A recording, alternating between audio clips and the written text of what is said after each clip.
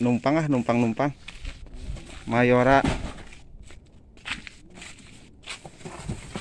Mayora depresi mamen bukan minuman. Halo rekan dan sahabat, apa kabar hari ini? Semoga rekan dan sahabat semua dalam keadaan sehat dan selalu bahagia. Jumpa kembali dengan channel Warung FM. Pada kesempatan kali ini kembali kita sharing-sharing lagi perihal usaha warung sembako ya. Baik rekan dan sahabat, meningkatnya jumlah penjualan berbanding lurus dengan omset yang kita dapatkan sebagai pedagang. Seperti halnya yang akan terjadi pada saat nanti menjelang Lebaran, terutama untuk produk-produk yang berkaitan dengan hari raya Lebaran tersebut ya. Dan momen-momen lainnya yang berkaitan dengan peningkatan peminat pembeli pada suatu jenis barang tertentu. Di hari-hari biasa pun yang tidak ada berkaitan dengan momen-momen tertentu tersebut, tentunya sebagai pedagang ingin meningkatkan penjualannya karena memang berimbas positif terhadap omset yang didapatkan.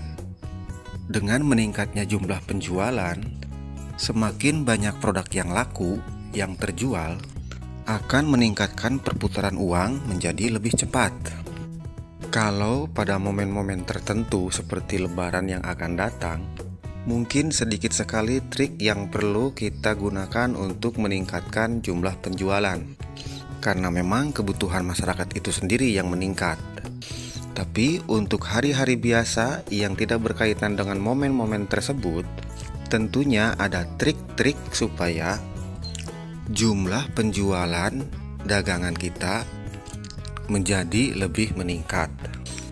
Pada video kali ini, mari kita belajar bersama supaya dagangan kita pada hari-hari biasa pun mengalami peningkatan jumlah penjualan. Dan pada kesempatan kali ini saya akan share cara mempengaruhi pembeli agar berbelanja lebih banyak. Mempengaruhi pembeli agar berbelanja lebih banyak bukanlah hal yang curang. Tanpa bermaksud menjerumuskan, ini adalah bagian dari strategi yang bertujuan untuk meningkatkan minat pembeli terhadap produk yang kita jual. Jadi istilahnya kita tuh nggak ada unsur memaksa gitu ya dalam penerapan strategi ini. Semua transaksi jual beli tetap bergantung pada keinginan pembeli itu sendiri. Dan dalam perihal ini kita tidak menerapkan hal-hal yang negatif ya, yang akan merugikan si pembeli itu sendiri. Sebetulnya cara ini sudah diterapkan oleh pebisnis besar, pebisnis yang profesional, termasuk toko kelontong modern, minimarket nasional. Nah, dalam hal ini, trik tersebut kita bisa terapkan di toko kelontong kita, di warung sembako kita. Walaupun warung sembako kita warung sembako rumahan ya, warung sembako tradisional, warung sembako sederhana ya, saya rasa tidak ada salahnya juga untuk kita menirunya ya. Karena strategi tersebut, kalau menurut hemat saya itu sangat mantap ya, sangat berpengaruh besar untuk meningkatkan minat pembeli supaya berbelanja lebih banyak. Dan tidak usah berlama-lama lagi, mari kita bahas bersama-sama. Jika dari saya ada yang salah atau ada yang keliru, silahkan rekan dan sahabat tuliskan di kolom komentar supaya menjadi pembelajaran kita bersama dalam perihal ini ya. Dan jangan lupa juga ya, tolong bantu subscribe ya supaya channel Warung FM ini semakin berkembang. Terima kasih untuk yang sudah menekan tombol subscribe. Saya doakan semoga apa yang diharapkan, apa yang dicita-citakan sesuai dengan keinginan rekan dan sahabat sekalian segera tercapai dan mendapatkan keberkahan dari Allah Subhanahu wa Ta'ala. Terima kasih yang sudah membantu subscribe ya. Baik rekan dan sahabat, berikut ini beberapa cara untuk mempengaruhi agar para pembeli berbelanja lebih banyak di toko kita. Apa-apa saja di antaranya? Untuk yang pertama adalah menggunakan musik ya. Seperti halnya minimarket, toko kelontong modern itu. Mungkin kita semua sudah pernah memasuki toko kelontong modern ya, suka ada musiknya, yaitu seperti itu kita bisa terapkan di toko atau di warung kita ya. Yang walaupun kadang-kadang kalau saya ini pakai musik box ya, yang terhubung pakai Bluetooth itu ke HP gitu ya. Jadi walaupun kadang-kadang saya udah meniru itu ya, ini musik boxnya ya. Dan penggunaan musik itu sendiri sebetulnya bukan tanpa alasan ya. Ini lebih ke untuk membuat suasana rileks ya. Jadi para pembeli yang datang ke warung kita itu menjadi lebih rileks, lebih nyaman ya. Dan kondisi ini dapat mempengaruhi para pembeli agar berbelanja lebih banyak ya. Untuk yang kedua, coba tawarkan harga promo ya. Maksudnya di sini jadi kita bisa menawarkan promo dari suatu produk ya. Ya bahasa sederhananya ya diskon gitu lah ya, diskon potongan harga gitu. Karena biasanya para pembeli itu akan terpancing dengan penawaran harga yang murah, harga yang istimewa, harga yang terbaik untuk para pembeli tersebut ya. Gambarannya seperti ini rekan dan sahabat ya. Jadi saat ada pembeli yang tujuannya hanya membeli beras saja, nah saat membeli beras itu coba kita tawarkan produk yang sedang kita promokan gitu. Mau itu berbentuk apa kayak di swalayan gitu, bikin tulisan hari ini promo ini, atau dengan bicara secara langsung. Kalau di kampung itu kan udah terlalu dekat kita ya dengan pembeli, itu terlalu akrab. Itu kita bisa menawarkan langsung saja walaupun nggak pakai tulisan seperti di swalayan itu ya. Ya seperti ini nih contohnya sirup ABC, ini kan kebutuhan yang lagi hits ya sekarang pada saat bulan puasa ini. Misalkan harga awalnya kita jual 13.000, coba saja kita tawarkan mau nggak nih gitu, harga 25.000 atau 24.000 kalau pembelian 2 piece gitu. Baru seperti datang, itu hujan, dingin. Sederhananya ya. Minum sirup buat jaga-jaga. Baik, untuk yang ketiga, memajang banyak produk di toko kita atau di warung kita ya. Maksudnya display itu pajangannya semua dagangan kita itu kalau bisa di display semua supaya kelihatan oleh para calon pembeli itu ya. Walaupun warung sembako kita itu kecil, yang penting produk yang kita jual itu kelihatan, entah 1 piece atau 2 piece, yang penting pokoknya kelihatan aja sama si calon pembeli itu ya. Ya mungkin ini terlihat sepele, terdengar sepele ya, tapi sebetulnya ini sangat penting rekan dan sahabat ya. Sebagai gambaran seperti ini ya. Nah ini kan ada cukuran jenggot ya. Nih misalkan ada ibu-ibu tuh tujuannya belanja ke toko kita itu hanya belanja telur saja, tapi pas waktu bayar karena cukuran jenggot ini kelihatan sama dia, karena sama kitanya kan terdisplay gitu ya, kelihatan aja sama dia, langsung tuh teringat sepintas lalu ya bahwa ada yang bahwa waduh ini ada yang perlu dicukur ini gitu ya, karena udah gondrong gitu. Wah kebetulan nih, kayak seolah-olah teringatkan ini, wah saya harus mencukur ini gitu ya. Jadi yang tadinya hanya niat beli telur saja, karena cukuran jenggot ini terlihat terdisplay, terus dia juga kemudian ingat ada yang perlu dicukur, akhirnya kan dia bisa aja belanja alat cukuran jenggot tersebut gitu ya. Sederhananya seperti itu. Nah untuk yang keempat rekan dan sahabat, berikanlah bonus ya. Begini maksudnya rekan dan sahabat ya. Adanya bonus pada setiap pembelian produk dalam jumlah tertentu itu juga bisa kita manfaatkan untuk mempengaruhi pembeli agar berbelanja lebih banyak ya. Karena dengan iming-iming bonus biasanya cukup efektif ya untuk memancing konsumen agar mau menambah jumlah pembeliannya.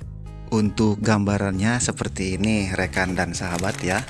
Nah ini energen ini kan sekarang lagi bulan puasa ini kan lagi hits ya, lagi laku.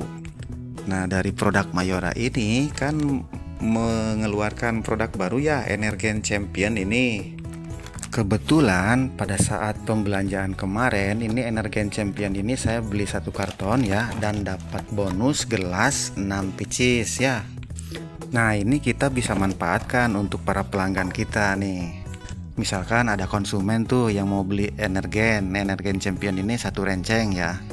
Nah, itu kita bisa tawarkan nih, sok nih kalau mau belanja 4 renceng saya kasih gelas sebagai bonusnya gitu. Nah, gambarnya seperti itu ya rekan dan sahabat ya.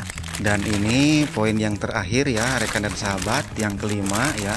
Jadi perbanyak pilihan item dagangan kita walaupun sejenis ya. Contohnya ini nih alat pencuci piring ya. Ini saya hanya menyediakan 2 jenis ya. Sebetulnya lebih banyak itu lebih bagus rekan dan sahabat ya. Lah, kok ini alat? Ini sebetulnya bukan alat ya, ini sabun pencuci piring gitu maksudnya ya. Ini ada 2 pilihan, ada Sunlight, ada Mama Lemon. Nah, untuk konsumen yang biasa membeli Sunlight itu kita bisa kasih pilihan, ada Mama Lemon. Ya, sedikit basa-basi itu bisa menjadikan pelanggan ini bimbang antara mau beli 1 atau mau beli 2. Itu seenggaknya itu bisa mempengaruhi visi pelanggan ini untuk membeli dua-duanya malah. Gambarannya seperti ini rekan dan sahabat ya. Jadi untuk Sunlight ini saya kan jual 18.000 ini ya, apa 17.000 ini, aduh lupa. Yang jelas ini harganya lebih mahal daripada Mama Lemon ya, dengan ukuran yang sama kurang lebih ya. Nah, kalau untuk Mama Lemon ini saya maksudnya menjual lebih murah ya. Ini 13.000 ini harganya nih. Jadi untuk basa-basinya kurang lebihnya seperti ini ya rekan dan sahabat ya. Misalkan si pelanggan kita ini sudah terfokus, sudah biasa pakai Sunlight ya, begini ya. Jadi basa-basinya begini, ya ini Bu ada apa Mama Lemon gitu, yang harganya ini lebih murah, itu kan 18.000. Nah, kalau Mama Lemon ini kan 13.000. Untuk ukurannya ini malah sama ya, jumlah mililiternya gitu, maksudnya ukurannya isinya itu kan sama, tapi Mama Lemon ini kan jatuhnya lebih murah Bu, bagaimana, apa mau coba ini gitu. Otomatis si ibu itu kan ada argumen, saya enggak, itu enggak cocok, saya walaupun lebih murah saya belum pernah nyoba, takut enggak cocok gitu. Nah, itu kita bisa kasih penjelasan, ini bagus Bu gitu. Isinya lebih banyak, harganya lebih murah, terus udah pernah saya coba juga, dan kebetulan memang betul saya juga mencobanya. Jadi ini ke tangan ini lebih halus. Kalau pakai Sunlight kan bisa busik ke tangan gitu ya, kasar jadinya tangannya. Nah, argumen dan basa-basi seperti itu setidaknya membuat bingung kepada calon pembeli tersebut ya. Tapi bingung di sini bukan bingung negatif ya. Kita bukan untuk mempengaruhi ke hal yang negatif, ini ke hal yang positif. Maksudnya supaya dagangan kita ini laku dua-duanya. Dengan harapan si ibu ini yang belanja Sunlight ini mencoba Mama Lemon ini. Jadi si ibu ini bisa membeli dua-duanya. Nah, untuk urusan katanya nanti si ibu itu mau beli 1 Sunlight saja, apa mau beli 1 Mama Lemon, syukur-syukur mau beli dua-duanya, itu kan keputusannya ada ke si ibu sendiri ya, si pembeli itu sendiri. Jadi di sini kita nggak menjerumuskan untuk supaya si pembeli ini rugi, enggak ya, malah saling menguntungkan sebetulnya. Misalkan si ibu ini membeli Mama Lemon ini di harga 13.000, terus kemudian dia mencobanya dan cocok, kemudian hari dia kan akan berbelanja yang ke Mama Lemon itu. Keuntungannya harganya lebih murah, isinya lebih banyak. Dan siapa tahu saat ibu ini di rumahnya menggunakan Mama Lemon, anaknya atau saudaranya ikut mencuci, pas kebetulan pakainya Mama Lemon bukan Sunlight, merasakan kelebihan dari Mama Lemon ini, ternyata wah lebih halus, lebih cocok ke tangannya. Kemudian hari anaknya atau saudaranya ini, walaupun si ibunya yang belanja udah cocok ke Sunlight, Mah atau Bu, belinya 2 dong gitu, Mama Lemon 1, Sunlight 1, biar kalau Sunlight yang nyucinya Mama gitu. Nah, kalau Mama Lemon biar saya yang nyucinya. kan itu bisa seperti itu. Itu sebetulnya menguntungkan dua-duanya. Si pembeli ya diuntungkan, si penjual juga, kita sebagai yang penjualnya, tokonya diuntungkan. Jadinya yang tadinya laku hanya satu item saja dari satu jenis produk, dan dengan menggunakan trik ini produk kita walaupun sejenis jadi laku 2 item ya, dua-duanya jadi laku antara Sunlight dan Mama Lemon itu ya. Gambarannya kurang lebih seperti itu rekan dan sahabat ya. Baik rekan dan sahabat, rupanya cukup sekian ya untuk video kali ini perihal trik atau cara mempengaruhi pembeli agar berbelanja lebih banyak ke toko kita ya. Semoga ada yang bisa diambil manfaatnya, atau mungkin jika ada rekan dan sahabat ada yang mau memberikan masukan, silahkan tuliskan di kolom komentar. Jangan lupa ya, tolong dibantu channel ini semakin berkembang ya, dengan support dengan like, komen, dan subscribe ya. Terima kasih sudah menonton video ini. Salam sehat, salam satu profesi, salam bahagia, salam sehat untuk keluarga. Billahi taufiq wal hidayah. Wassalamualaikum warahmatullahi wabarakatuh.